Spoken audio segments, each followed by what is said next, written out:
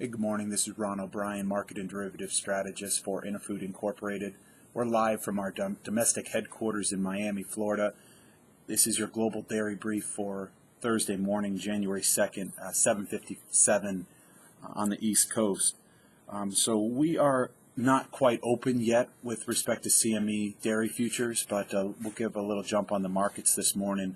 We currently price Class 3 milk at $19.63, and that's down slightly from Tuesday's trade due to barrels being down 6 cents a pound. The spread between blocks and barrels is now 15 cents, so markets really are traders very nervous about whether or not blocks are going to fall, or perhaps these barrels get bid up by their producers.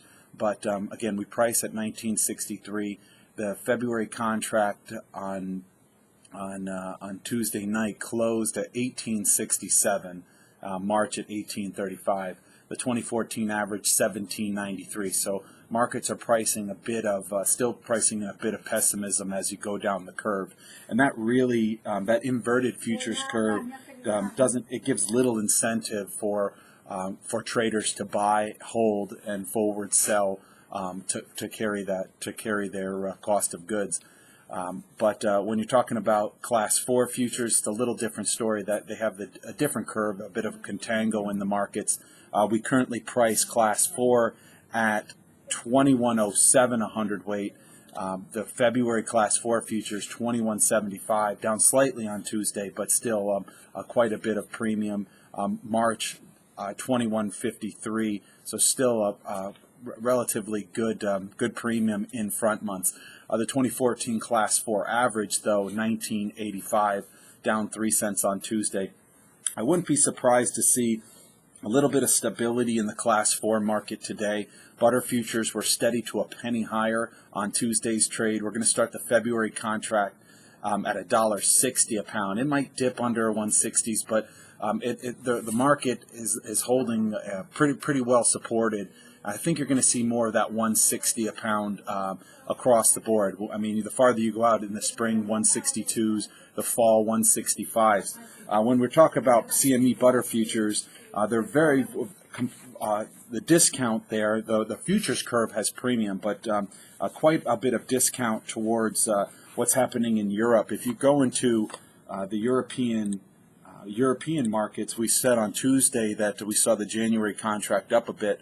The January contract for butter, and this is adjusted into dollars and adjusted to 80% fat, you're looking at $2.38 a pound in January, $2.29 a pound in April, $2.31 a pound in July.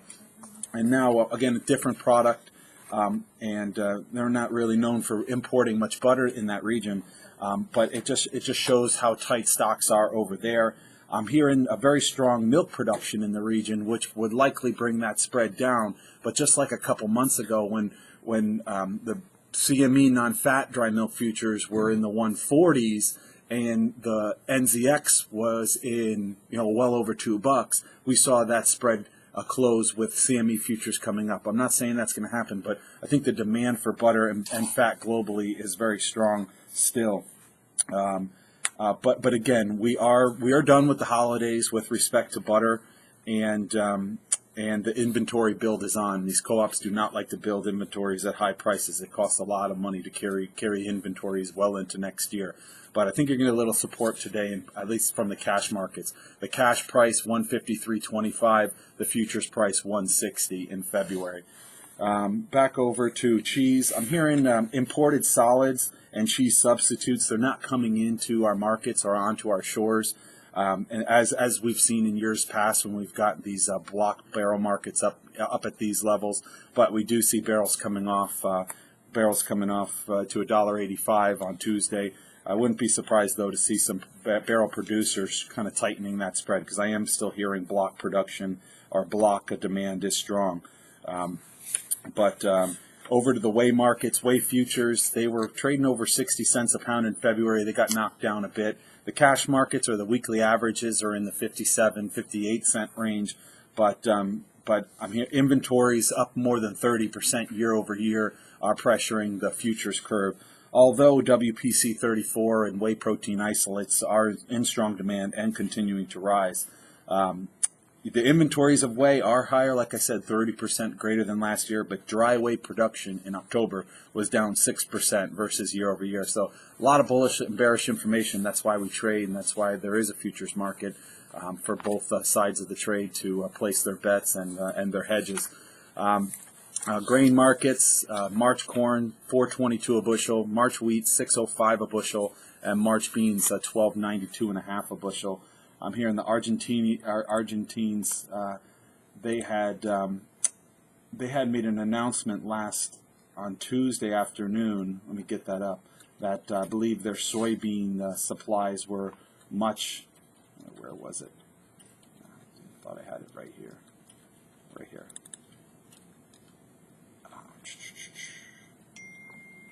The Rosario Grain Exchange in Argentina projected their country's corn harvest at 22 million tons, compared with the USDA's projection of 26 million tons. So that's a 4 million decrease. So we'll probably see that on one of these reports when the USDA catches up. WASDE comes out on the 10th of January, and so we'll be waiting for that. Also, with new Class 3 and Class 4 projections by the USDA. Also, we have a GDT on the 7th, so that's not until next week. So anything you need from me, you can find my contact information on the top of dairypost.com. I'll do a lot of different things, send out a morning email. If you're not on that email, make sure you send me your contact information. And at 10:40 a.m., make sure you jump on the call when we broadcast live from the Board of Trade. Other than that, you guys have a great day, and I'll talk soon.